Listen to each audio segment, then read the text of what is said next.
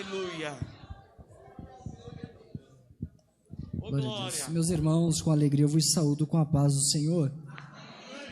Abra sua Bíblia comigo no Evangelho escrito por Marcos. Evangelho escrito por Marcos, capítulo de número 8, versículo de número 27. É sempre bom estar aqui com os irmãos. Deus abençoe a vida do nosso pastor Dari Ferreira, a toda a igreja, aos nossos queridos irmãos que são obreiros aqui nessa casa.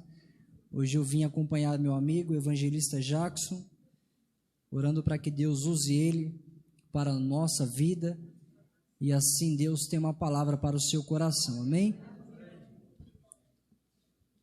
Marcos capítulo 8, versículo 27, 28 e 29. E saiu Jesus e os seus discípulos para as aldeias de Cesareia de Filipe, e no caminho perguntou aos seus discípulos, dizendo: Quem dizem os homens que eu sou? E eles responderam: João Batista, e outros, Elias, mas outros, um dos profetas. E ele lhes disse: Mas vós, quem dizeis que eu sou? E respondendo Pedro, lhe disse: Tu és o Cristo. Na caminhada de Jesus, foi um percurso muito rápido, um período muito rápido. Há alguns estudiosos que dizem que foram aproximadamente 3 anos e meio de duração o seu ministério. Mas o ministério de Jesus pode ter sido muito rápido, mas foi muito intenso. Muitas coisas aconteceram.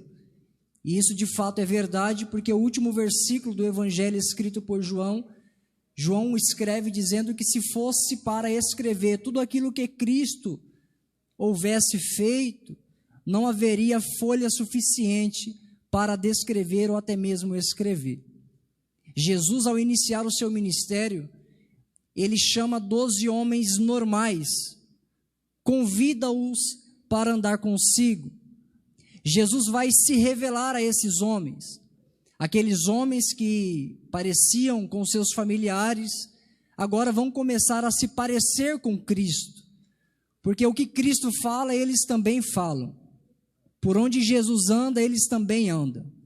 Aquilo que Jesus vê, eles também vê. Então você vai perceber comigo que neste período, eles estão aprendendo quem Cristo é. E Jesus está se revelando. Nosso querido irmão, o evangelista Chiquinho, com todo respeito, ele está na direção desse trabalho. 12 cestos cheios de pães. Muitos milagres aconteceram. Deus tem usado na direção deste trabalho para abençoar a sua vida.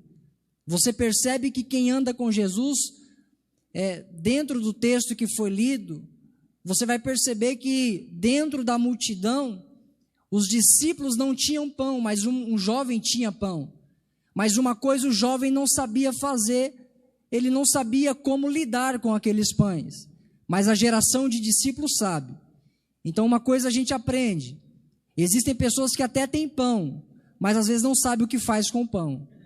Tem gente que não tem o pão, mas sabe o que faz com o pão. E isso é uma união de geração. Nós podemos aplicar dentro de um contexto que existem jovens que pregam bem, cantam bem, está no seu ânimo, assim como eu, se deixar prega o dia todo, canta o dia todo, toca o dia todo, faz a obra, mas às vezes para multiplicar a gente não sabe, e o que a gente faz? Entrega na mão dos experientes, porque isso é uma união. Dentro desse contexto você percebe que Jesus está se revelando e muitos milagres estão acontecendo. Até mesmo se você observar alguns capítulos antes, você vai perceber que no capítulo de número 7, versículo 31, há uma cura de um surdo mudo. Você vai perceber depois que há uma cura de um cego chamado de Betsaida, no caso da cidade de Betsaida. Então você percebe que essa geração, eles estão andando com Jesus e estão contemplando os milagres que Jesus está fazendo. Só que nesse texto algo me chama a atenção, porque Jesus, logo depois de realizar milagres, logo após de realizar multiplicações de pães, de os discípulos verem cegos, paralíticos, coxos, Jesus está preocupado com o que eles estão lá fora falando de Jesus.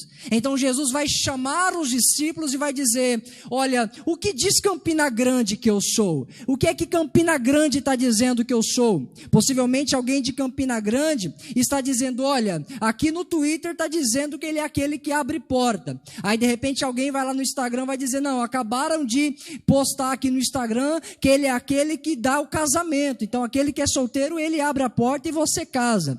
Então tem outras pessoas que estão entrando no Facebook e estão dizendo: olha, aqui é aquele que ele dá casa, que ele dá carro. Então isso é o que Campina Grande está dizendo. Quem Jesus é lá fora? Lá fora ele é aquele que cura do Covid, ele é aquele que cura de um câncer. Isso Jesus faz.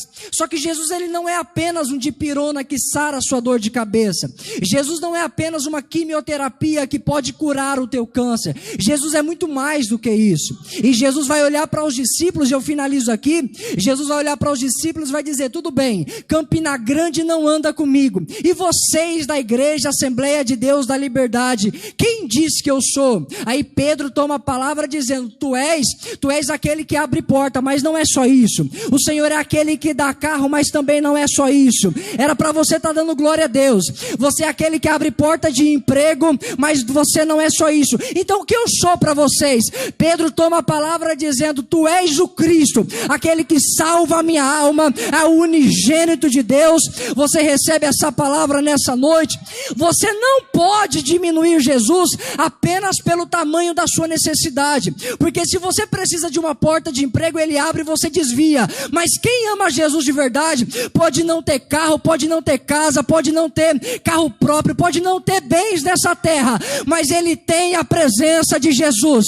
E quem tem a presença de Jesus tem multiplicação de pão, tem